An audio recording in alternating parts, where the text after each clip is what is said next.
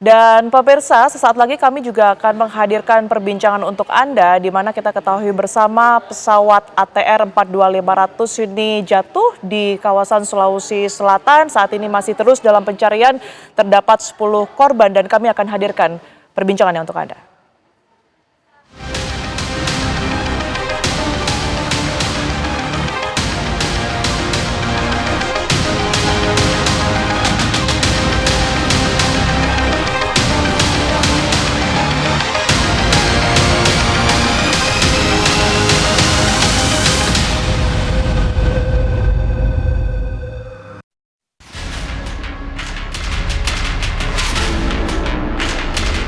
Pencarian dan evakuasi korban pesawat ATR 400 milik Indonesia Air Transport yang terbang dari Yogyakarta ke Makassar terus dilakukan.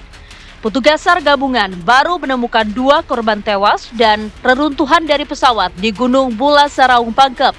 Pesawat yang sudah berusia 26 tahun ini mengangkut 8 kru dan 3 orang penumpang yang dicarter oleh Kementerian Kelautan dan Perikanan pada Sabtu kemarin. Pihak maskapai mengakui jika sehari sebelum keberangkatan pesawat mengalami masalah mesin, namun sudah ditangani dan layak terbang. Kondisi pesawat ini tentu menjadi perhatian banyak pihak. Lalu, bagaimanakah seharusnya perawatan dan pengawasan pesawat agar tetap aman mengudara meski usianya tak lagi muda?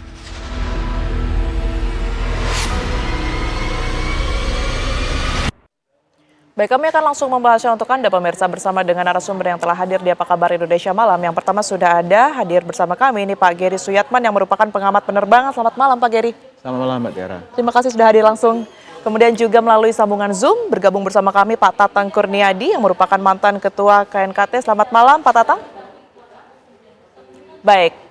Sambil menunggu Pak Tatang, kita ke Pak Geri terlebih dahulu. Pak Geri, informasi yang memang saat ini beredar begitu ya, diketahui bahwa usia dari pesawat ini ada 26 tahun begitu karena pembuatannya sendiri ini di tahun 2000. Kemudian juga fakta yang kita keterima bahwa pesawat tersebut mengalami kendala 1 hari sebelumnya. Apa yang bisa Anda analisa dari hasil investigasi sementara ini?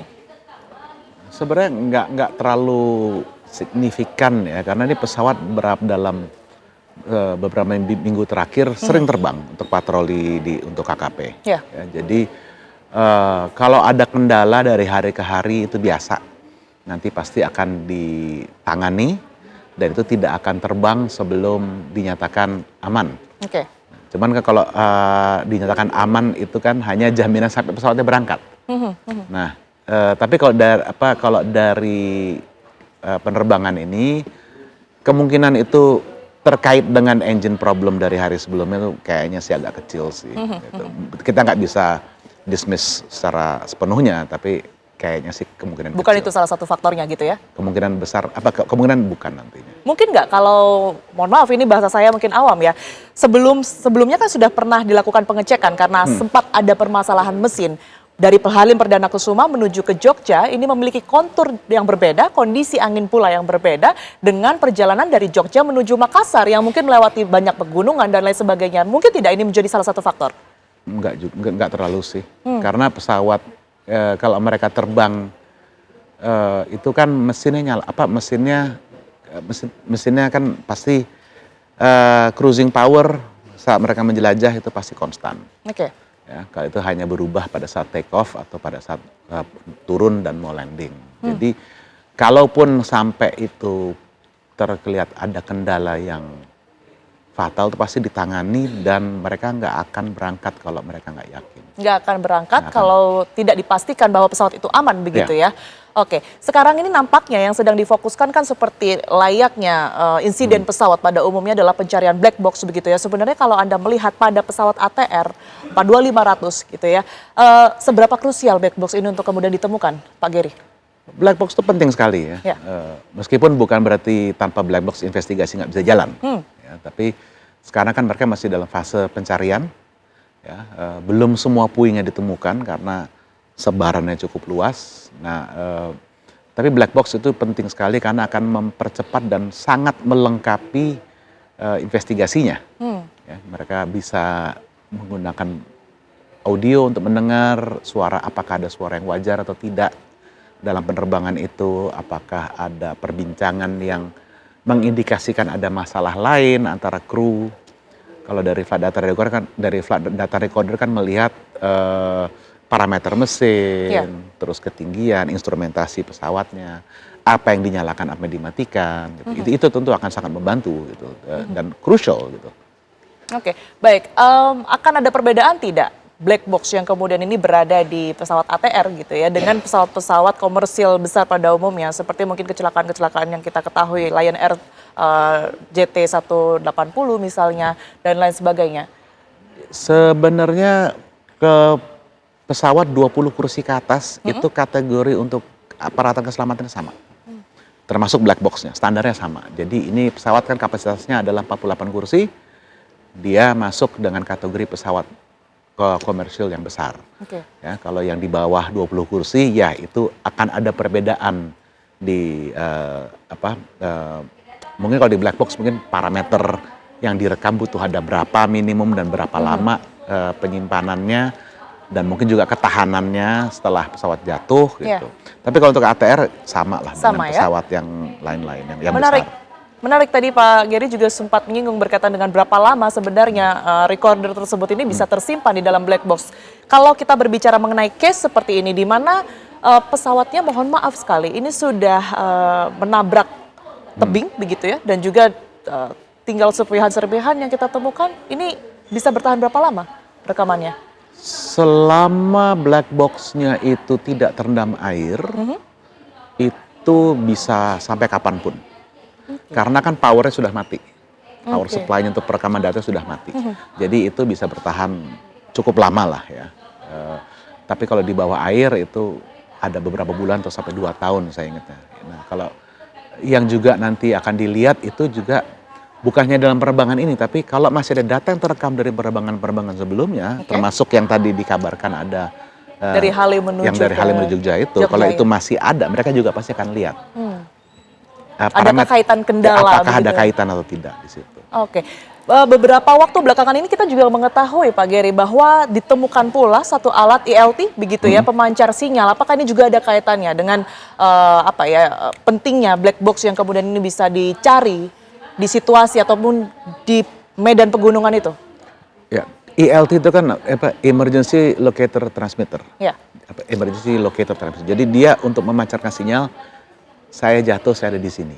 Lokasinya. Lokasinya. Dia bukan untuk merekam kejadiannya. Dia hanya aktif ketika ada impact atau masuk ke air.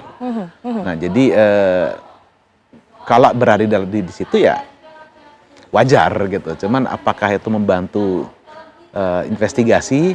Ya mungkin nanti kalau misalnya black box-nya tidak ketemu, jangan sampai. Tapi kalau nggak ketemu, ya mereka akan lihat barang ini taruh di bagian mana di pesawat. Nanti akan dianalisa benturannya ada nggak di situ. Sama juga dengan puing-puing yang lain. Nanti bisa direkonstruk kira-kira impact-nya seperti apa. Jadi tidak semuanya tidak dengan black box, tapi black box penting. Serpihan, puing, bahkan mungkin kursi, ya, kelipet atau tidak, apakah lepas dari relnya. Itu semua terkait. Itu semua berguna untuk melihat konsistensi antara data yang dari black box, tapi kalau nggak ada itu untuk bisa melihat kira-kira apa yang terjadi pada saat impact. Tapi lokasi alatnya ini sama ya Pak Gary ya, antara ELT itu tadi dan juga black box? Kalau black box biasanya di belakang, biasanya ya, di mayoritas pesawat itu di belakang, di bagian paling belakang. Ya kalau mereka belum nyampe ke situ ya sepertinya masih, kalau mereka udah ngelihat barangnya terus nggak ada, itu pasti kepental kemana ya mereka harus cari. Gitu. Baik, yang juga menarik adalah apa sebenarnya fokus dari KNKT untuk sekarang ini begitu ya, karena kita lihat beberapa kecelakaan pesawat sebelumnya ini terjadi di laut begitu, untuk saat ini tantangannya berbeda tentunya, tebing yang harus dihadapi oleh teman-teman di lapangan dan juga tentunya kemarin kita juga mendapat informasi adanya vegetasi yang juga menjadi salah satu kendala. Kita akan tanyakan kepada mantan Ketua KNKT Pak Tatang nanti usai jeda berikut ini, kami akan kembali untuk Anda pemirsa. Problem di engine di hari Kamis, tapi kami sudah perbaiki dan kami sudah tes. Terbukti dari Halim sampai Semarang dan Jogja tidak ada masalah. Itu di hari di hari Jumat. jadi semua sudah normal, kita sudah perbaiki, perbaikan kecil aja. Ada kembali di Apa Kabar Indonesia Malam pemirsa, dan saya akan langsung ajak Anda untuk berbincang langsung dengan mantan Ketua KNKT yang telah tersambung bersama kami, Pak Tatang Kurniadi. Selamat malam Pak Tatang. Selamat malam Mbak, silakan. Baik, Pak Tatang, terima kasih sudah bergabung. Kami ingin menanyakan Pak, kalau saat ini memang KNKT tengah melakukan beberapa upaya begitu ya untuk melakukan investigasi, tapi sebenarnya dalam situasi seperti ini, khususnya kecelakaan pesawat yang kemudian ini terjadi di gunung, apa yang difokuskan oleh KNKT biasanya Pak Tatang? Itu saya baru melihat medannya saja, begitu ini sangat sulit gitu ya.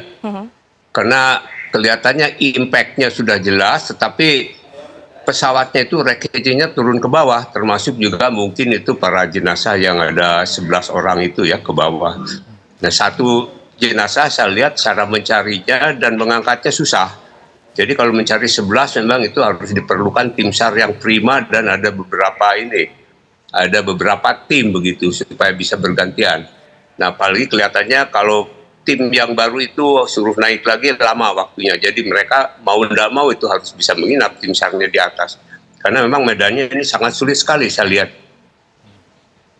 Baik, tapi kalau dari hasil sementara, mungkin Anda juga sudah menerima sedikit data-datanya yang beredar begitu ya, mulai dari kondisi pesawat, kemudian juga ELT yang sudah ditemukan sejauh ini, adakah dampak ataupun juga sedikit analisa yang bisa dibagikan, Pak Tatang? Ya, kalau black box-nya sudah ketemu, lengkap itu ada FDR-nya, ada CVR-nya itu, dan kebetulan di KNKT itu sekarang kita sudah bisa membuka dan menganalisa apa yang terjadi. Mungkin tidak seluruhnya harus wreckage itu diketemukan, dilihat. Dari situ terdengar nanti pembicaraan dan sebagainya. Yang kalau menurut saya itu pesawat itu kan tinggal 20 kilometeran lagi lah ke Bandara Hasanuddin itu, tinggal sebentar lagi. Hanya memang dia membentur satu terrain gitu, permukaan. Itu kelihatannya dari serpihan itu jelas itu membentur. Kalau istilah penerbangan namanya CFIT itu ya, control flight into terrain gitu. Jadi pesawatnya dikendalikan tapi menabrak itu. Alasannya mungkin baru saya bisa menganalisa itu karena cuacanya kan sangat buruk sekali itu Mbak. Sangat buruk, jadi mungkin tidak melihat kalau di situ ada puncak bukit ya gitu. Jadi itulah yang sementara ini bisa saya simpulkan di luar analisa dari black box yang sudah diketemukan itu. Baik, tadi kami juga sempat berbincang ya dengan Pak Geri di sini dan menyebutkan seperti apa fungsi ELT yang sempat ditemukan juga oleh tim SAR begitu.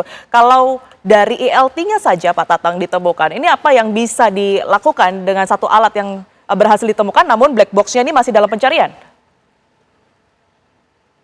Itu bisa nanti diurai, mungkin mudah-mudahan laboratorium black box-nya KNKT bisa membukanya, sementara belum diketemukan yang namanya flight recordersnya itu, CVR atau FDR-nya. Tapi dari data yang ada itu bisa dianalisa sementara nanti sebelum itu diketemukan. Nah, untuk menemukan flight recorders dan merecover jenazah itu saya lihat medannya sangat sulit. Sangat sulit sekali itu. Saya lihat ketinggiannya gitu ya, sampai harus rappelling itu tim SAR-nya itu. Jadi harus diperlukan tim SAR yang prima, Mbak. Jadi mau tidak mau itu tim SAR harus mengirim tim bantuan untuk supaya ada 2-3 tim begitu supaya bisa menemukan lokasi-lokasi itu, terutama menemukan black box-nya yang mungkin tersebar gitu.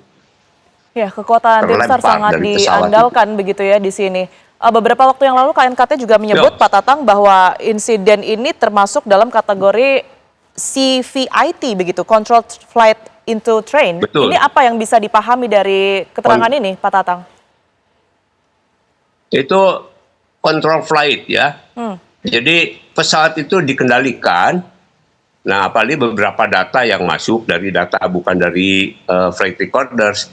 Pak Menhu bilang bahwa pesawatnya itu layak terbang gitu. Jadi situ ya layak terbang. Berarti kan pilotnya juga bagus. Nah, tapi kalau pilot sudah bagus sampai bisa terrainnya tidak kelihatan itu pasti masalah cuaca Mbak, kelihatan itu. Nah, saya belum tahu apakah nanti rekaman dari radar, kalau dia punya radar cuaca itu bisa membantu. Tapi saya yakin sekali karena itu impact-nya kelihatannya di puncak bukit itu. Nah yang lain kan terus menyebar ke bawah, begitu. Jadi ada benturan keras terus pesawatnya pecah gitu. Dan termasuk juga jenazah yang 11 orang itu terlempar. Jadi kita bisa melihat nanti jadi si investigator itu bisa menggunakan elemen yang di tahun 72 begitu diberlakukan ya oleh ICAO juga, bisa melihat softwarenya, aturannya gimana, apakah pesawat itu bagus, itu memenuhi aturan-aturan perawatan. Yang kedua hardware-nya itu. Jadi hardware-nya itu pesawatnya sendiri dicek kapan gitu, dan Pak Menteri tadi jaminan lah kalau pesawat itu layak terbang. Nah kemudian di situ ada environment. Environment ini yang memberikan satu pengaruh kalau menurut saya, karena di situ tidak bisa melihat. Cuacanya demikian gelap itu saya lihat dari beberapa tim SAR yang mulai naik ke atas itu. Nah kemudian kalau live wire, di situ kan ada 8 ini, ada 8 kru, terus 3 itu non kru. Nah di situ kan dituntut kerjasama, itu salah satu tuntutan dari live wire itu. Ada yang merupakan kelompok, ada yang perorangan. Nah pilotnya itu kalau saya lihat dia cukup pengalaman. Jadi tidak mungkin lah mau menabrakkan pesawatnya ke gunung begitu ya. Jadi memang ada faktor lain yang menurut saya dari shell proses itu, environment-nya itu yang sangat mempengaruhi. Jadi demikian dari saya, Mbak. Baik, Pak Tatang, adakah indikator ya di dalam kokpit atau di pesawat itu sendiri yang menunjukkan bahwa pesawat tersebut ini sedang terbang di medan atau di cuaca yang kurang baik pada pesawat ATR begitu ya? Kalau cuaca mungkin kita sering mengetahui, tapi mungkin ada tebing di depannya atau mungkin ada hal-hal yang perlu dihindari. Apakah ini juga ada indikatornya, Pak Tatang? Seharusnya ada itu, dan seharusnya kalau di pesawat yang lebih canggih, saya tidak tahu nih dilengkapi di situ. Okay. Itu ada satu instrumen yang kemudian meneriakan ini, misalnya pull out atau misalnya apa kalau di pesawat tempur eject misalnya begitu ya. Nah di situ kelihatannya enggak ini. Apakah itu ada peringatan itu? Ya itulah harus diketemukan dulu black box-nya itu, flight recordersnya itu. Jadi kalau enggak nanti kita hanya menebak-nebak gitu Mbak semuanya. Baik, hanya berspekulasi begitu ya. Tentunya black box ini yang paling dinantikan untuk ditemukan. Saya kembali ke Pak Geri. Pak Geri, seringkali kalau kita melihat beberapa insiden pesawat ini, pesawat tersebut keluar jalur karena ada beberapa faktor, entah itu cuaca atau mungkin kerusakan engine. Setelah itu ATC mengenali ada jalur yang tidak tepat begitu ya. Kemudian baru disebutkan bahwa pesawat tersebut ini hilang kontak. Nah, ketika pesawat tersebut dinyatakan hilang kontak, apakah masih ada kemungkinan untuk kemudian ini kembali ke jalur semula dan dikatakan selamat begitu tanda kutip? Masih ada ya. Okay. Jadi kalau kita lihat dari kronologi yang sudah diberikan, ya, pesawat itu menyimpang dari jalurnya, masuk ke area yang di luar jalur pendaratan, makanya akhirnya menabrak ke gunung. Itu kenapa jadi masuk kategori sivit. Pesawatnya dalam kendali. Nah, yang kita harus lihat itu kenapa kok dia ke situ. Sedangkan pesawat yang lain yang lagi keluar masuk pada saat itu pun normal-normal saja. Bahkan yang pesawat yang serupa ATR 72 yang sedikit lebih panjang itu dari Wings Air waktu itu juga ada keluar masuk di dalam kondisi itu. Nah, ini yang jadi pertanyaan. Apa yang membuat dia menyimpang? Apakah dia kebingungan? Apakah ada faktor eksternal seperti mungkin instruksi dari ATC yang tidak seperti biasa atau dia tidak familiar? Nah, terus kalau dia sudah menyimpang, terus apa yang terjadi? Apakah itu ada langkah korektif dari pihak ATC atau ada langkah korektif dari pihak pilotnya? Nah, itu nanti dari FDR dan CVR dan rekaman ATC juga akan dilihat. Benar nggak nih penanganannya? Nah, begitu dia hilang dari radar, kalau di daerah pegunungan itu bisa radar itu ketutupan sama gunung. Makanya biasanya kalau ada gitu itu langsung masuk alert dulu. Ini pesawat seharusnya sudah mendarat barusan. Kok belum ada? Itu masuk di namanya uncertain phase. Iya enggak? Masih aman atau enggak? Habis itu masuk yang namanya alert phase. Ini udah kelamaan nih dia nih. Mestinya udah mendarat. Harusnya sudah landing ya. Meskipun dengan cara sendiri atau dengan kehilangan kontak, ini mestinya dia bisa mendarat nih. Kalau belum, masuk ke namanya alert phase. Kalau sampai nanti dihitung dari waktu berangkat sampai suatu titik di mana bahan bakar akan habis, itu terlewati, baru masuk namanya distress phase. Kita udah tahu dia jatuh di mana. Kita tahu dia udah jatuh, tapi di mana. Nah, itu proses itu saya diinfokan oleh teman itu pada saat baru aja masuk di uncertain phase. Ada nanya, ini pesawat kemana? Di mana? Di Makassar. titiknya ya? Ya saya di Jakarta gimana saya tahu. Tapi dari situ saya udah mulai mengikuti, oke, kita hitung 20 menit, 30 menit sekarang kalau dia masih nggak ada juga, kemungkinan naik status. Ya. Begitu udah lewat dari 4-5 jam saya bilang, oke, dia udah jatuh di mana lah. Karena pasti bahan bakar sudah habis. Nah itu fase-fase itu diambil. Nah kembali kayak tadi masalah yang ditanyakan masalah tahu atau nggak ada gunung di depan. Ya. Setiap pesawat di atas 20 kursi itu harus punya namanya GPWS, Ground Proximity Warning System. Oke. Jadi kalau dia dekat-dekat darat, dia harus ngasih tahu. Awas ada terrain di depan, awas ada gunung di depan. Nah, yang jadi pertanyaan apakah itu nyala atau tidak, berfungsi dengan baik atau tidak, dan apakah karena profil penerbangannya, karena dia patroli di perairan, Ya. yang bisa sampai terbang ke ketinggian yang sangat rendah untuk mengidentifikasi kapal atau kapal nelayan, ada kemungkinan itu dimatikan pada asap patroli itu, terus pas begitu dia mau mendarat lupa. Oke. Ya kita nggak tahu itu nanti Ya. dari Sejumlah kemungkinan itu tentunya, itu ya. masih sejumlah kemungkinan, tapi ya itu berdasarkan dari pengalaman untuk penerbangan low level yang sangat rendah, kayak misalnya kalau helikopter buat monitor lalu lintas mudik lebaran itu Ya. kan sering terjadi gitu. Nah itu udah berapa kali saya temukan, enggak, ini harus ada prosedur ini, kita harus ingetin. Nah, mungkin hal-hal seperti itu yang terjadi, tapi ya kembali lagi kita butuh black box ya. Butuh black box secepatnya, tentunya kita harapkan agar black box tersebut segera ditemukan dan kita segera mengetahui apa yang kemudian ini menjadi kendala pesawat yang pada saat itu kecelakaan begitu ya. Terima kasih banyak Pak Geri atas analisanya pada malam hari ini di Apa Kabar Indonesia Malam, dan juga terima kasih Pak Tatang telah bergabung bersama kami di Apa Kabar Indonesia Malam. Sehat selalu semuanya.